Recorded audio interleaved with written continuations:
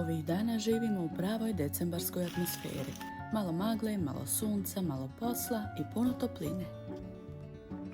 U ovom videu vodim vas kroz naše mirne dane pod lampicama, jednostavne obroke koje pripremam dok se kuća polako budi i kroz male izmjene u kuhinji koje nas prate već neko vrijeme, jer znate već, kuća živi sa nama. Vidjet ćete i nekoliko divnih trenutaka koji su mi posebno uljepšali dane, poput slatkog crteža moje male drugarice Amile i nastavka zimskih dekoracija. Tu su i čišćenje, kuhanje bez Rerne koja nam je otkazala, slaganje odjeće, obilazak biljaka u prizemlju i priprema hrane za goste koji nam uvijek uljepšaju večer. Ako volite mirne, iskrene, porodične vlogove, malo inspiracije za jela, kućne dekoracije i one svakodnevne sitnice koje čine dan, onda mislim da ćete uživati. Naš kraj izgleda kao da se sakrio pod maglovitu dekicu, a kuća se jedva nazire kroz maglu. Volim ovakva jutra, sve je mirno, sporo i nekako mekše nego inače.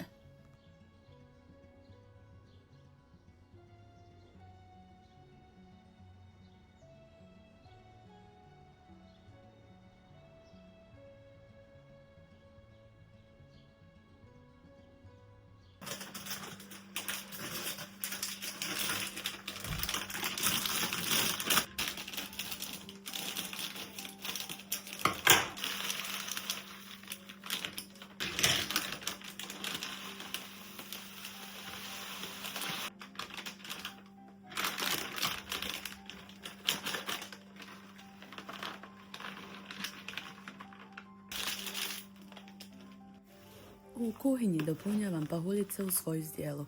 Ovaj put dodajem samo grožđice, a inače bude i drugog suhog voća, oraha, lješnjaka i raznih sjemenki.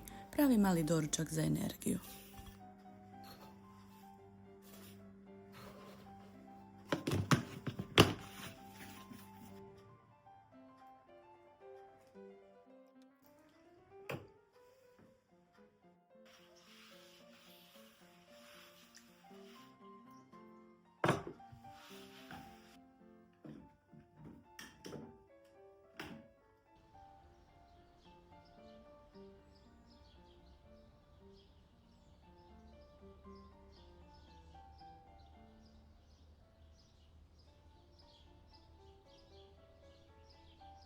Tražim na TV-u neki film sa zimskom atmosferom, da mi malo pravi društvo dok jedem.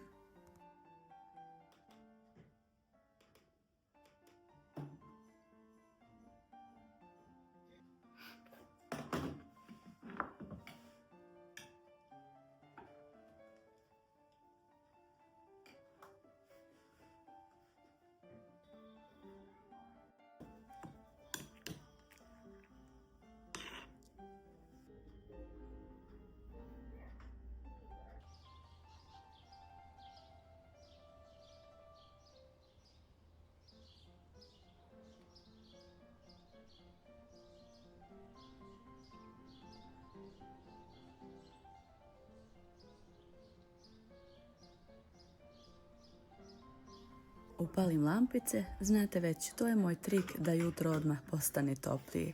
I onda sam ugledala nešto slatko.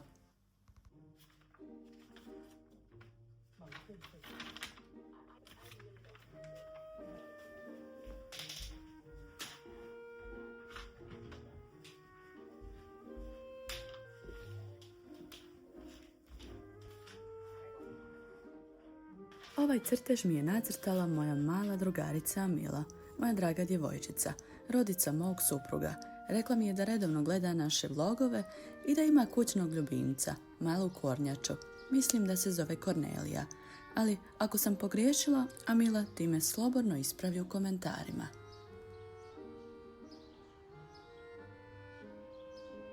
A znate šta je zanimljivo? Prije par dana sam pričala sa jednom prijateljicom o ljubimcima. I eto opet priča o kornjači. Njena se zove Koki i ima 24 godine. Živi u dvorištu. Život nekad baš zna povezati teme.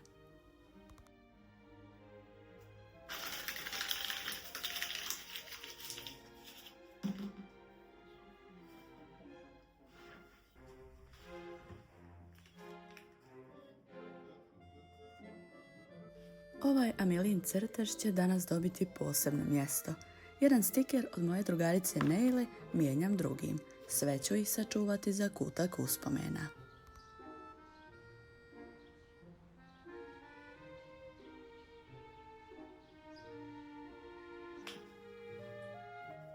Ovo što nosim su dijelovi kuhinje koje je naš majstor Mišo pravio još dok smo planirali ugradbeni štednjak.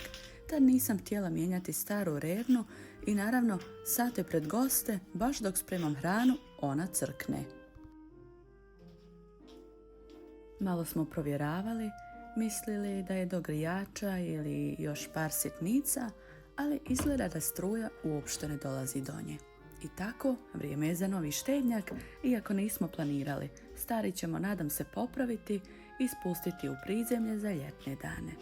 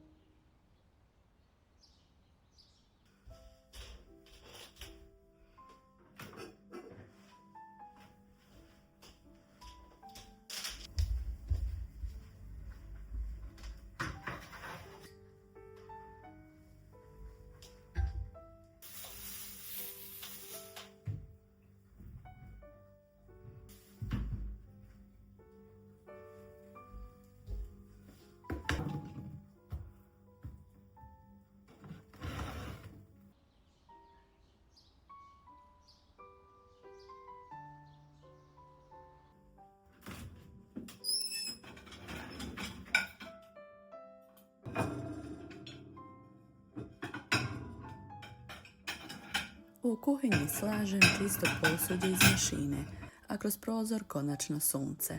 Dižem zebra zavjese i odmah sve izgleda vedrije.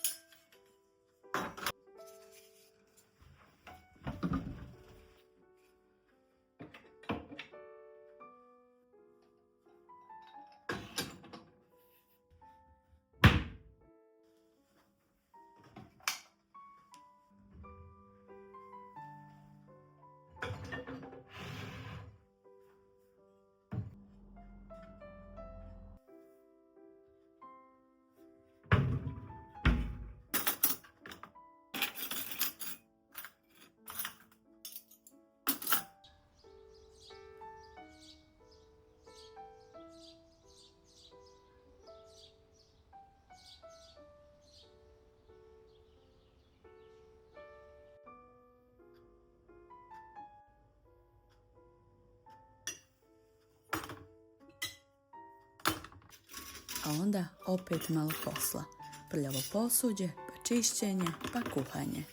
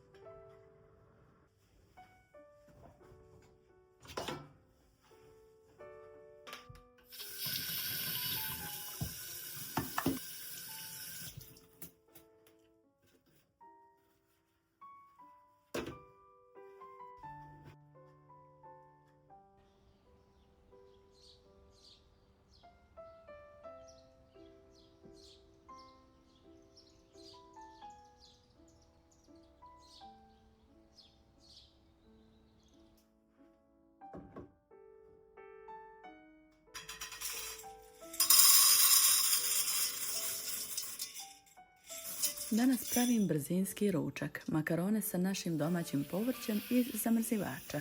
Samo ga kratko obarim i dodam ribu iz konzerve i vjerujte, toliko je ukusno da mu se često vraćamo. Vrijeme je i da očistim kuhalo od kamenca. Sirće plus soda jednako je magični trik. Ako ovo gledaju moje mali drugarice, evo vam još jedan trik za pomoći mamu. Kad porastete, naravno.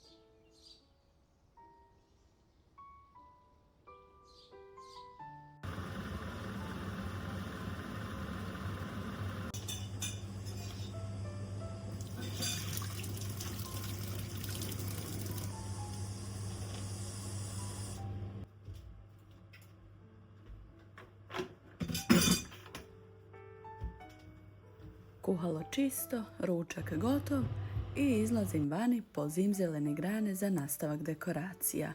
A ako vi budete radili isto, znajte da se iglice brzo osuše, pa grane poslije što manje dirajte da ne bi otpale.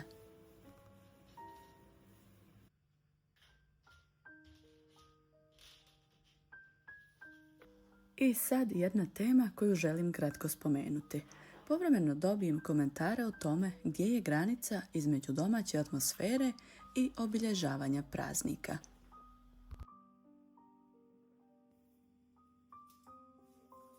U islamu je zabranjeno oponašati vjerske obrede drugih religija, to je sasvim jasno. Ali moje lično mišljenje je da nema ništa loše u tome unositi sezonske dekoracije od proljeća do zime, sušeno voće, cvijeće, šišarke, grančice, jesenji ili zimski ugođaj. Smatram da je nijet najvažniji. Ako je namjera samo da dom bude topao i lijep i da se ukućani osjećaju ugodno, to je sasvim drugo.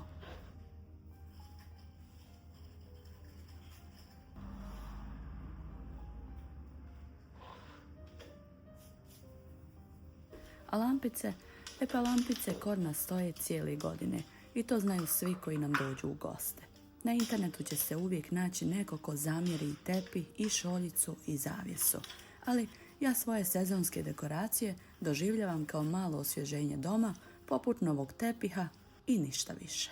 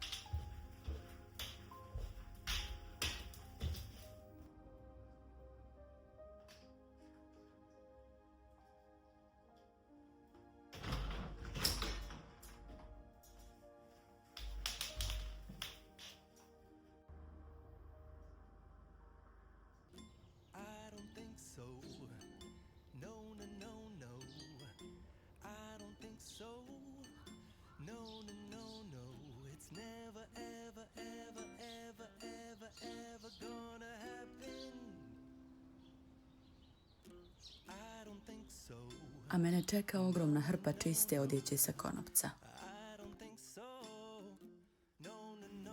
U kuhinji završavam ručak, dan polako pada, a kroz prozor se vidi ona prelijepa zimska noć.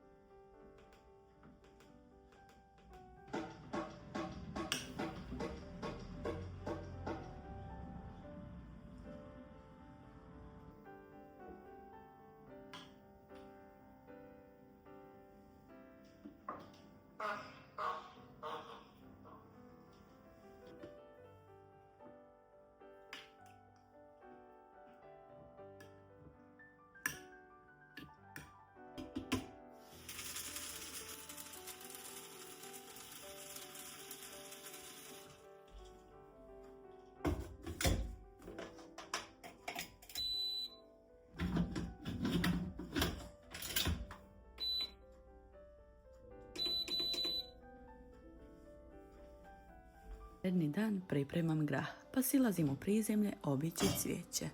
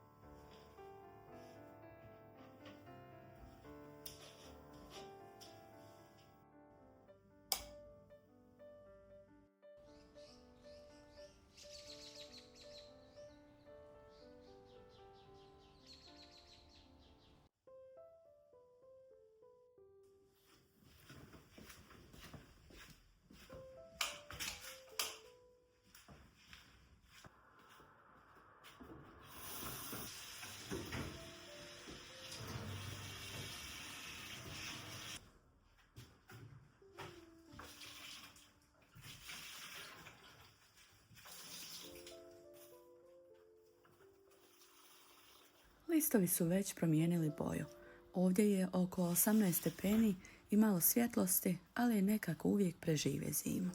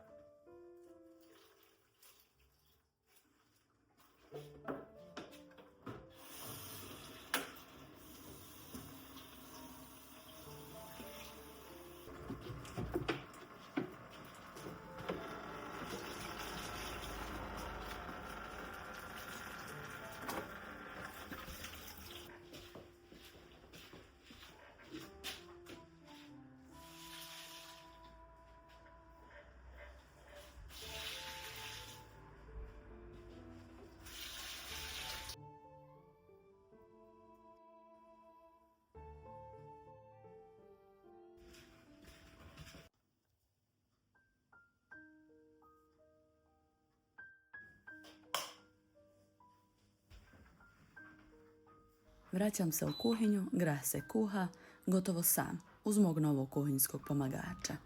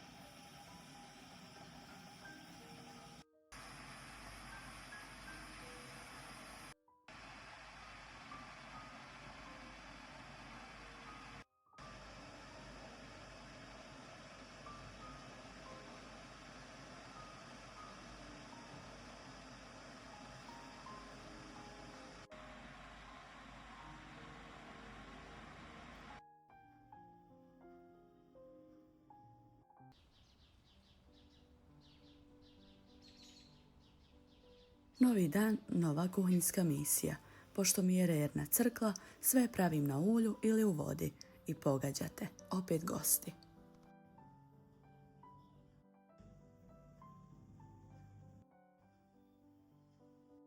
Moram vam spomenuti nešto. Moj novi set granitnog posuđa. Uzela sam ga u Zeka trgovinama na velikoj akciji i stvarno ga preporučujem. Isto vrijedi i za električni lonac. Spas u kuhinji.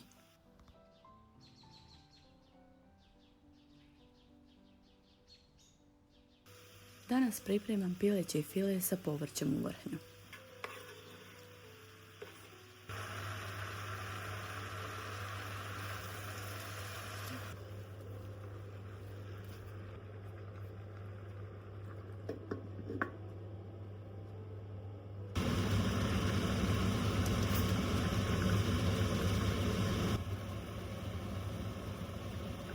Piletinu sam skuhala, pohovala i kratko propržila. Krompir također.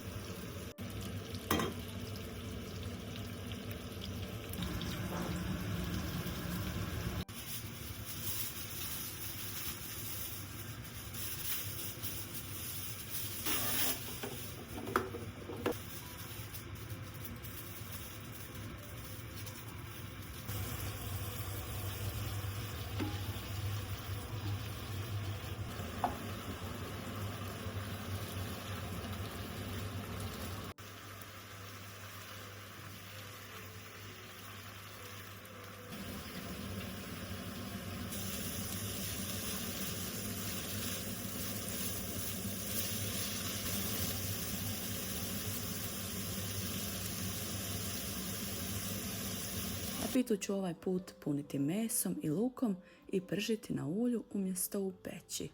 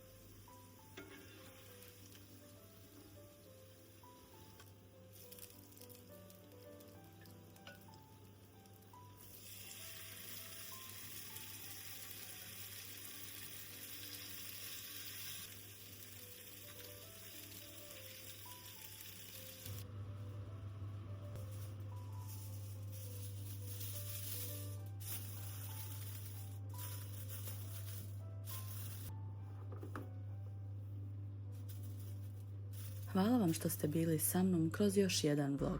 Pišite mi u komentarima, javite mi šta vam se najviše svidjelo i vidimo se uskoro u novom videu.